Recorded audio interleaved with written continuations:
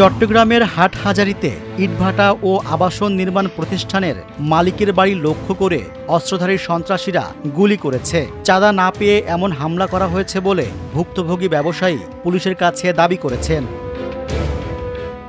20 August দুপুরে উপজেলার মেখল ইউনিয়নের উত্তর মেখল গ্রামের ব্যবসায়ী মোহাম্মদ জাহাঙ্গীর আলমের বাড়িতে এ হামলার ঘটনা ঘটে।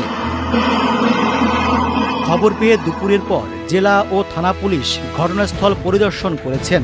জানা গেছে 15 দিন আগে একটি হোয়াটসঅ্যাপ নম্বর থেকে কল করে ব্যবসায়ী জাহাঙ্গীর আলমের কাছে 50 লাখ টাকা চাঁদা চাওয়া হয়। ঘটনাটি তখন তিনি তেমন গুরুত্ব দেননি।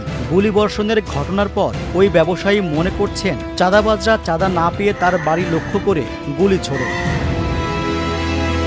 এ বিষয়ে হাটহাজারী সার্কেলের সহকারী পুলিশ সুপার কাজী মোহাম্মদ তারেক আজিজ প্রথম আলোকে বলেন, ঘটনার পর আমরা ঘটনাস্থল পরিদর্শন করেছি।